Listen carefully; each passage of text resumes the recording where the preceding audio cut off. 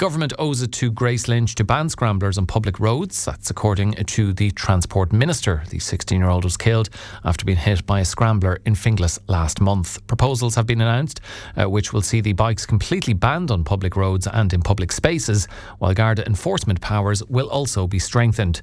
Transport Minister Darragh O'Brien, who says the plan is to focus on suburban areas where scramblers are most prevalent, outlines what Grace's law means. What Grace's law does here is remove any grey area with regard to if a scrambler is seen on a road, in a park, at a playing pitch, it's illegal and they can be seized, and we want them seized and we want them destroyed.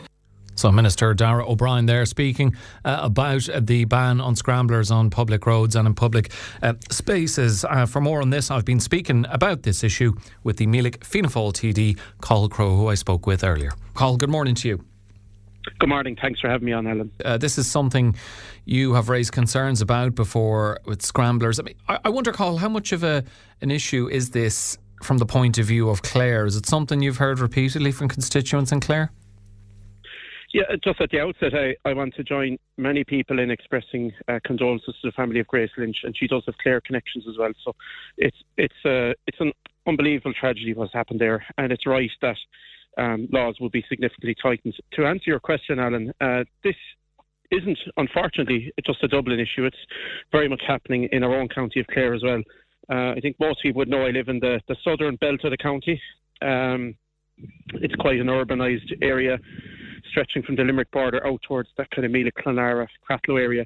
What I frequently have seen with my own eyes, and I often hear from constituents, is that scrambler bikes drive along old canal paths, through green areas, across sports pitches.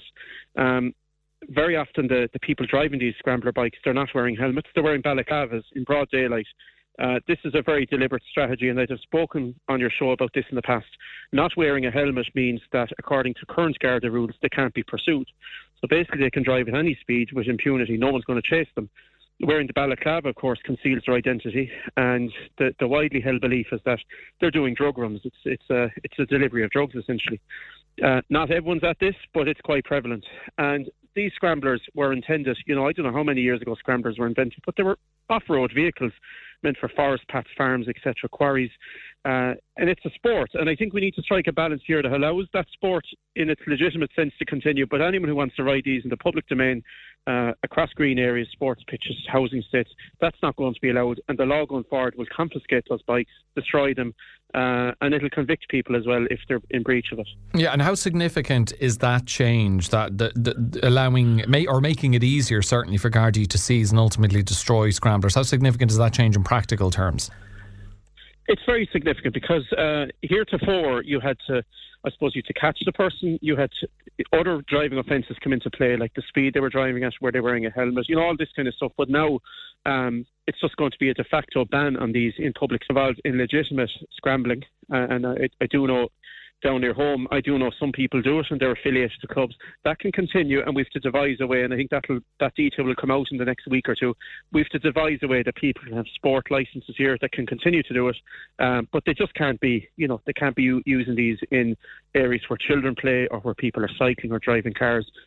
So the prohibition, I think, is probably the sensible way to go here. In the Dáil yesterday, I actually, in question time to Taoiseach, I suggested that the very same legal principles should now be applied to urban ponies. There hasn't been anyone killed yet by one of these ponies, but a lot of children and older people have been kicked and severely hurt by them. Again, in public spaces where they don't belong. They belong on farms or in stables or in secure environments. But I think in the 21st century, the idea of having scramblers or urban ponies galloped or raced through any housing area, I just think it's kind of Wild West connotations, and I think we need to really prohibit that as well. Yeah, the Taoiseach was speaking about scramblers being used to intimidate communities, and there are those who argue this is not just a road safety issue alone, it's about antisocial behaviour, which I guess you've touched on earlier when you mentioned the potential for scramblers to be used for drug runs. This isn't just solely a roads policing issue. The antisocial element and the intimidation of communities and having a detrimental impact on communities if drug runs are part of what's going on are feeding into this as well. Yeah, it's a fact. They're not being, some maybe are using them as a form of transport, but I would say that's a minority of cases. And if they want, they can go down the correct licensing route, but they will have to change the type of motorcycle they ride. Scramblers are off-road vehicles, and they'll be treated as such going forward. The prohibition is very important because somebody driving in broad daylight with no helmet, wearing a balaclava, going down a canal pathway or across a green area where children are playing, they're up to no good, and no one can persuade me otherwise. I've seen it many times over at my own eyes. I've reported it to the guards. Frustratingly, the guards are very much hands tied on this. I think it was about 2 years ago, there was some circular or order given from Garda headquarters that if someone isn't wearing a helmet, don't pursue them. Now, I can get the logic behind that on one level. I mean, you don't want the youth on the scrambler bike to fall off and significantly injure themselves, but that kind of disengagement also allows them to ride with impunity. And so I think that will have to change too. I mean, do we just say there's no helmet being worn? So my own view is that if a guard, and I think this is broad extending, it goes beyond scrambler bikes, if a guard is with good reason, with good intent, with good justification pursuing somebody, I think that's the line of defence. And I don't necessarily buy into this idea, no helmet, no chase. I think if we're standoffish with people like this, we're just allowing them to embolden the practice. We're allowing that illegality just to become cultural and almost accepted. And unfortunately, we've had the death of Grace Lynch, and sometimes it's the whole country sat up when that happened, and now the legislation is going to be tightened significantly. I sit on the Oireachtas Transport Committee, where I imagine we'll work day and night to move this through quickly. It can't come in quick enough. But I'm making the point again that there's other threats on the to cyclists, to motorists, to pedestrians even. E-bikes are supposed to be 25 km per hour limited. They're far exceeding that. E-scooters are far exceeding that speed. We have these urban ponies are referred to. So I think we have to get quite tough here, and there's an opportunity to legislate beyond just for scrambler bikes here. And I'd hope that at the Oireachtas Committee on Transport we can scope out some of that. Yeah, the new regulations will strengthen the enforcement powers of Gardaí. But just lastly, Cathal, do you envisage any issues with Gardaí enforcing that? Because as you've said, scramblers, or the intention for them, or their main use was to be off-road.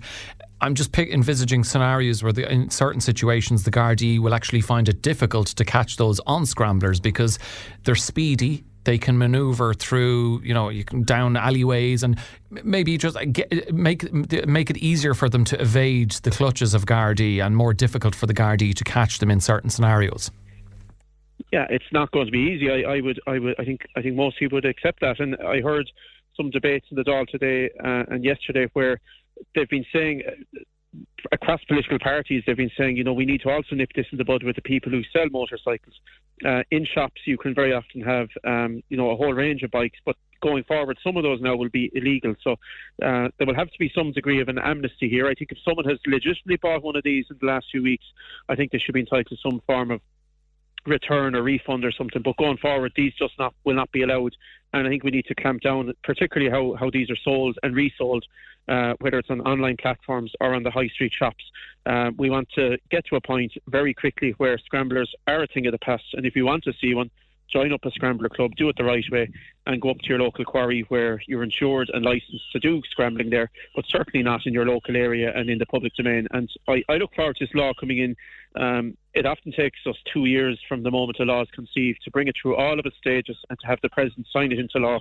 My understanding from what I'm hearing from the Taoiseach is, and he's been very forthright, he's talking about doing this in a matter of weeks, and that's the right thing to do here. There's only one thing to do, to ban and prohibit them and to bring in regulation around legitimate scrambling, and just to do it quickly, and he's committed to that.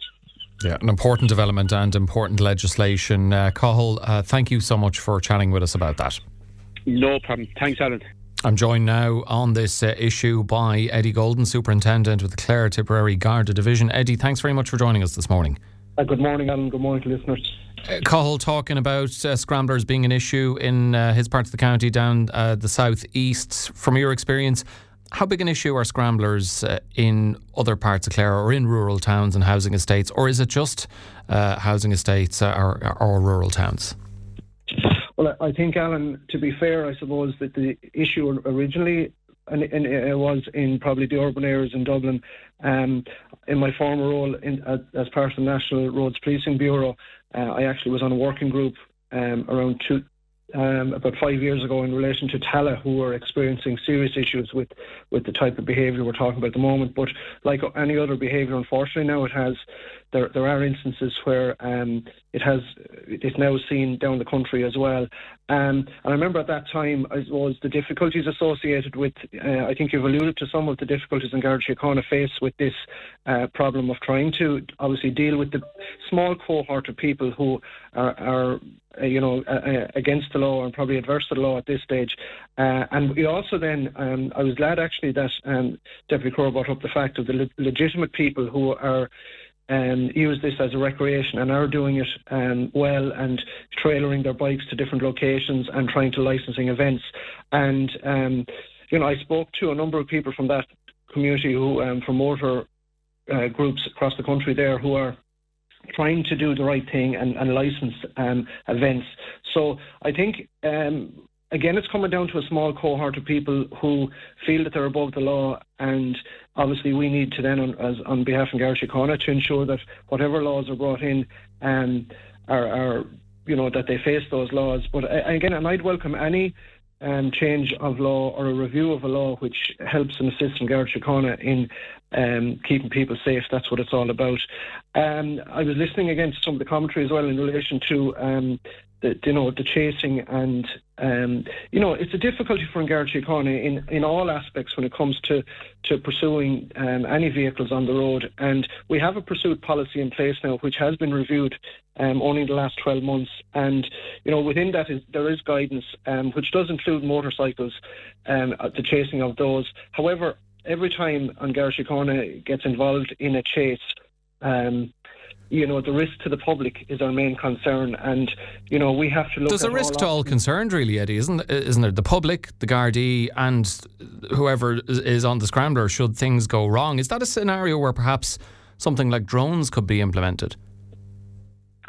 I think, Alan, that we need to think outside the box on this in a lot of ways. I'm actually also I trained as a pursuit tactical advisor, and I'm actually a pursuit instructor as well, because I was in the Garda driving school for many years. So I'm quite, I suppose, read into the changes that have happened both in the UK and in other countries when it comes to trying to address this type of behaviour. Drones, look, we're probably a bit away from that at the moment of bringing it in as a tactic, but I do know that drones are being looked at for a number of different to prevent crime in a number of different areas. What I was interested as well, Alan, and you alluded to it there, is I suppose the difficulties that we have with going across green areas and maybe even green laning and going up mountains. I think there's probably merit as well of looking of giving Garda Síochána the proper equipment to do that type of work. And I know when you look at some police forces in the UK, for example, they would have off-road vehicles as part of their fleet, which would allow members of Garda Síochána a capability to possibly go into areas where a patrol car or a normal police motorcycle wouldn't go. And I remember when I did the motorcycle course myself many, many years ago, would you believe that there was an off-road element to the Garda course back then, which unfortunately has been taken away. So, that's something that can be looked at as well in relation to how we train to deal with these scenarios. But you're right, fundamentally, we have an obligation in relation to everybody's safety, including the people that are being pursued, and whether they're wearing a balaclava or not. Cahill's point, Eddie, about Gardaí not being able to pursue someone if they're not wearing a helmet, is that something that needs to change? He said he would like to see that looked at.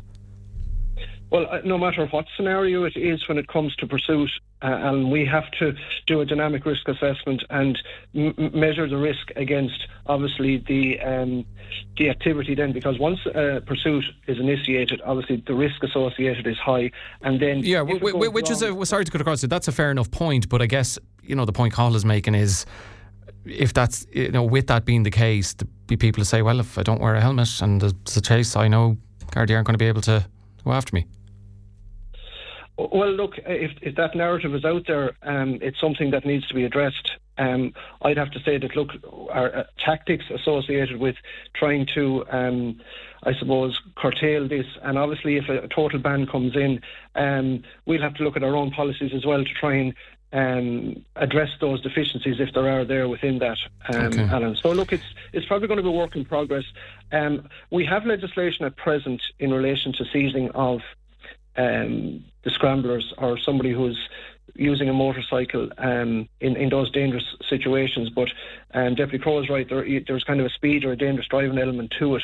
So I believe with this new change, it'll take that out of it, and I suppose it'll have to be very defined as well for ourselves to implement it. So look, can I just ask you about that? The Gardaí, seizing scramblers, people presumably can pay a fine to get them back. Will there be higher charges for those trying to reclaim seized scramblers to act as enough of a deterrent that should they get them back, it'll make them think twice about misbehaving on them again? Or what's your view on that? Should the fine be prohibitive enough?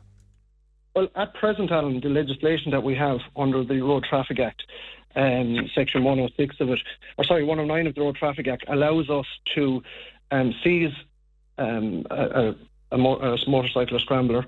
The person then has to apply to a court to get it back, the owner of the vehicle. So, and if it's not, it's destroyed. So it's not a straightforward process like a normal vehicle that's seized. So there was a change to legislation 2 years ago to give us those extra powers, which did help, I suppose, in some ways of eradicating some of the problems when the vehicle was seized. Yeah, but are you happy enough with that situation as it currently stands, that the process for someone to try and get back a scrambler, that it's difficult enough that it would make them think twice about doing whatever it was they originally did, that the scrambler was seized in the first place? Look, it's something that, with the legislative process, no matter what we talk about, it should be effective. There should be, the penalties have to be serious enough that people will stop that type of behaviour. So it's something that we wait to see what way the legislation will be strengthened up. And obviously on behalf of Garda Síochána, we have to just work within those limits of legislation when they come out. So it's not an easy one, Alan, to deal with, but it's something that will be dealt with. And I think government have really taken this on board now and are bringing through this review of the present legislation and obviously reinforcing it. And can I also mention about the e-scooters? And that's a piece which some of these motorcycles, or if you've seen the YouTube videos or TikTok videos, they're high-powered e-scooters are being used, not just the scramblers. So I think both the e-scooters and the scramblers are, when it comes to the small cohort that are flouting the law on that, there really needs to be a joined-up thinking on both those. Yeah, and another element that Cathal mentioned, which is also pertinent, are ponies in urban areas. He mentioned he'd like the idea of using similar legislation to address that issue. Do you have a view on that? Would you see them as problematic as scramblers and e-scooters have the potential to be? Well, I think at the moment, listening to the public on this, that the main concerns at the moment would be e-scooters, primarily, with scramblers probably coming up behind that. And obviously the horses which are left to wander, are a risk to road safety as well. We've had a couple of situations over the years where people have been fatally injured due to horses being left loose. So we work with the local authority, Alan, in relation to those calls that do come in, and we do address those and seize those horses. And we have a number of operations, particularly on the Tipperary side, of loose horses that are roaming, particularly bogland and other lands. So, and we've been successful enough in seizing those horses and dealing with it. So it's something that it's ongoing. Anything that would obviously help on Garda Síochána and help us do our job, whether it's equipment, whether it's new policies, whether it's legislation, is always welcome. And I suppose the guards on the ground at the moment, Alan, the job is difficult, but it's a job that has to be done, and it's a job that every guard has to do to the best of their ability. And when the decision comes to get involved in a situation, like we've seen it now where body cams are being introduced and tasers in some scenarios. So there have been changes which, I haven't seen in my service before, which are trying to enhance the safety of both our own members and the members of the public. And, that's a different debate now. I'm not going to go into that one this morning. But when we come back to the scramblers, I think work needs to be done to really be very clearly define what the new parameters will be, and for that to be, from ourselves and Garda Síochána to work with as legislators and, put in then robust operations to deal with problems in areas, and again ask the public that if there are problems in those areas to report them to An Garda Síochána so we can identify the hotspots or the areas where we need to focus on. Okay, and just before I let you go, obviously there's the road traffic element to this, but also the antisocial behavioural element, part of which, as Cathal mentioned, the potential, or he suspects, scramblers are being used for drug runs. I wonder, is that a suspicion or a concern Gardaí have, and that is why we would very much welcome this legislation from that particular perspective? Well, Alan, my experience is that, criminals or criminality will use whatever means that is afforded to them to carry out criminal activity, and their e-scooters are being used in certain areas for the delivery of drugs.